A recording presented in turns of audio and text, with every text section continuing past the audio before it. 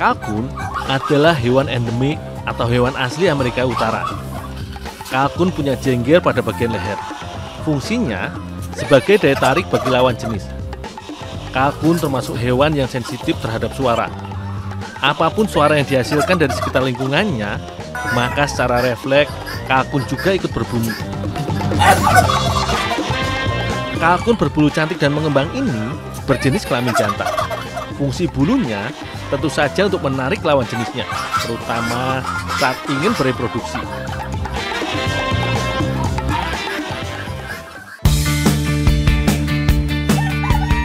Kalkun membutuhkan perawatan, salah satunya makanan yang baik. Aku akan membantu menyiapkan pakan untuk menambah gizi. Biasanya memakai sayuran hijau seperti saisin. Untuk lebih mudah dicampur dan dimakan, aku mengirisnya tipis-tipis. Irisan saisin akan dicampur dengan dedak dan puri.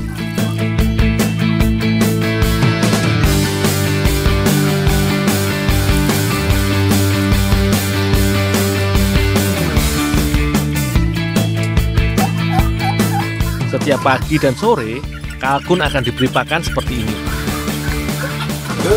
Ya mas, udah dikasih makan? Sudah semua mas. Ah itu di dapur ada daging yang siap diolah. Oh, makasih mas ya. Ya.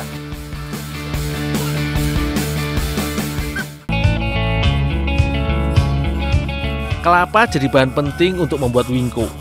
Agar lebih gurih dan lembut, Mbak Tata memarut kelapa sedang. Kalau terlalu tua, bisa membuat tekstur wingko jadi kasar.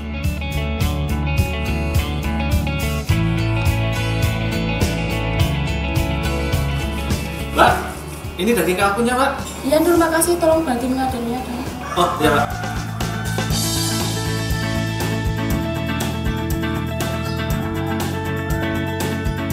Aku membuat adonan dari tepung ketan putih, mentega, gula pasir, garam, dan vanili. Ukuran mentega yang dipakai tidak boleh terlalu banyak. Hal itu bisa membuat wingko lebih berminyak saat dipanggang. Setelah semua tercampur rata, baru kucampurkan kelapa parut.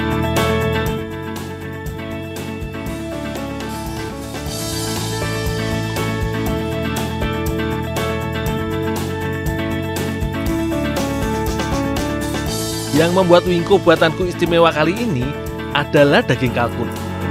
Mbak Tata mengiris kalkun agar lebih cepat matang saat dipanggang nanti.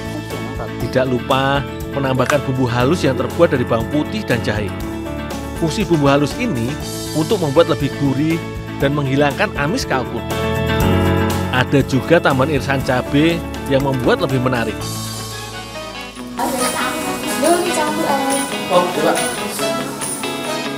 Selanjutnya, adonan wingko dan daging kalkun dicampur rata.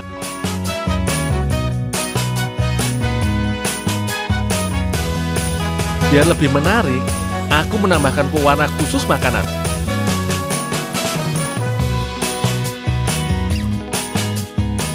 Mbak Tata, minta tolong dikukus dulu Mbak.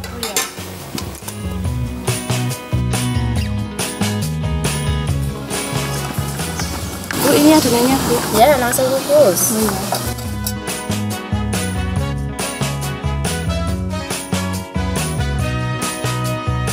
Adonan wingko harus langsung dikukus.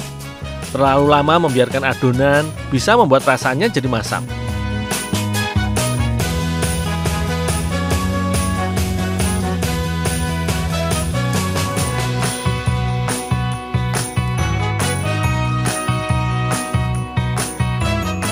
Selanjutnya, bentuk adonan wingko. Bentuk pipih seperti ini bisa memudahkan proses pemanggangan.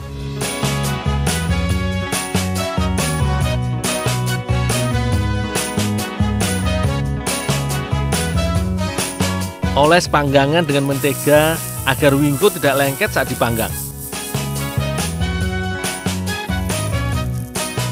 Wingko sudah dikukus sampai matang, jadi tidak butuh waktu lama untuk memanggang.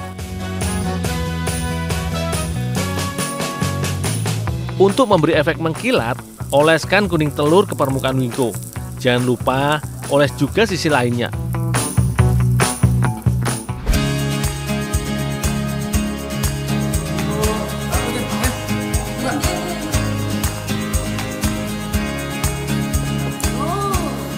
Daging kalkun juga memberi banyak manfaat untuk tubuh.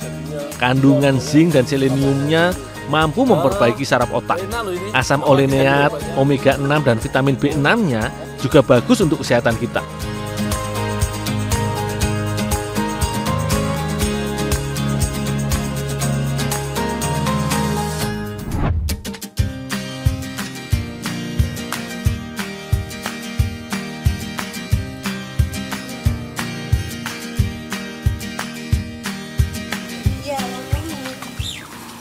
Bisa kayak Bu? Burung. Tak ada wangi ya? Dul. Ya, Pak. Kamu penting yang di atas ya, Oh. panjat. Ya, Pak.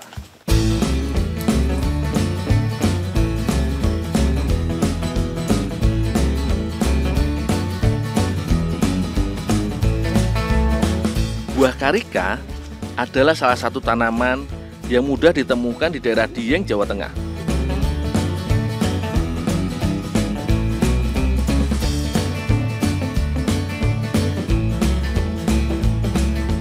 Tanaman ini memang hanya bisa tumbuh dan berkembang di daerah dengan ketinggian lebih dari 1.500 di atas permukaan laut.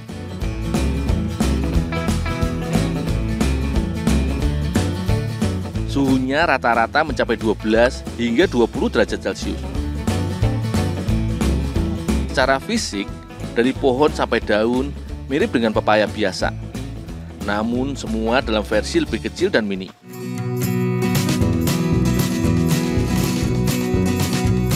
Tanaman karika merupakan pohon kecil atau perdu yang tidak berkayu. Mereka mempunyai cabang yang lebih banyak dan ukuran bagian tanaman lebih kecil. Tinggi rata-ratanya 1-2 meter. Rasanya sudah cukup panen kali ini. Aku dan Mbak Mila akan mengolah jadi kudapan spesial.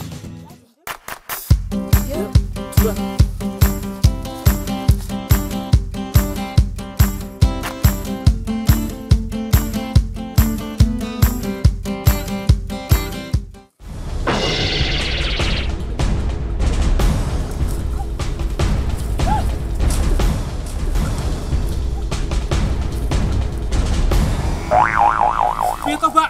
Usah nanti tiba itu. Maaf, Dul.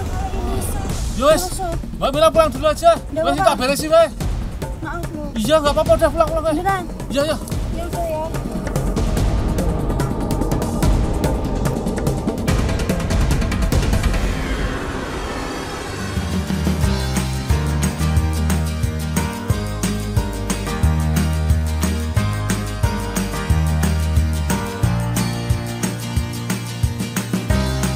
Buah karika sedikit lebih keras dan rasanya cenderung asam. Aku akan mengolahnya jadi selai.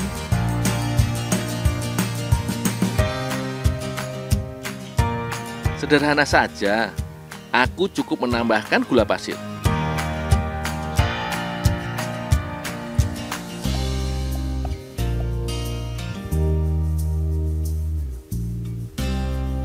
Saat pemasakan, karika akan lunak.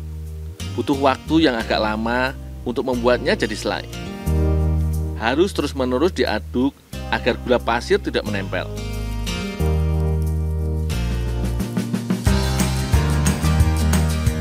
Mbak Mila bertugas menyiapkan adonan sakun.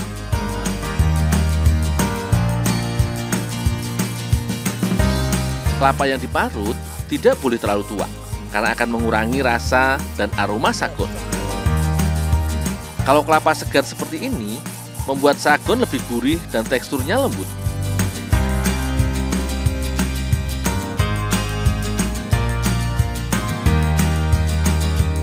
Kelapa akan dicampurkan dengan tepung beras ketan. Untuk mendapatkan sagon yang enak, tidak boleh sembarangan mencampurkan kelapa dan tepung beras ketan. Terlalu banyak tepung beras ketan akan membuat tekstur sagon terlalu keras. Sebaliknya, kalau kebanyakan kelapa, bisa membuat sagon terlalu lembek.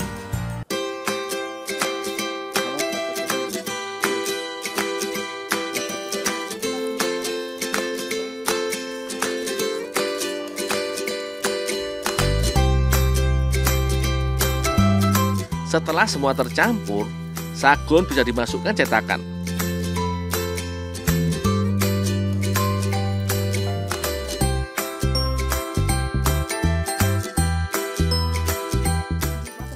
Supaya lebih manis, ditaburi gula pasir.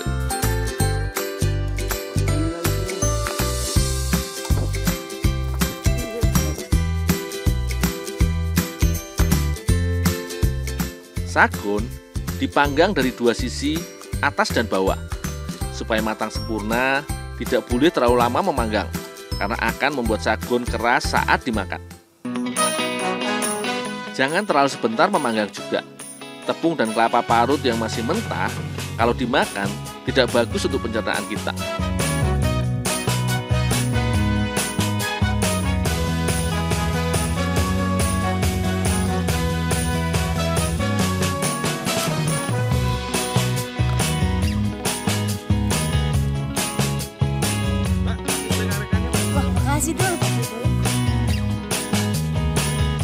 Sagon sudah jadi. Selai karika juga siap dioles. Tinggal dioleskan di atas sagon seperti ini. Aku sudah terbayang gurihnya sagon dan manis segarnya buah karika.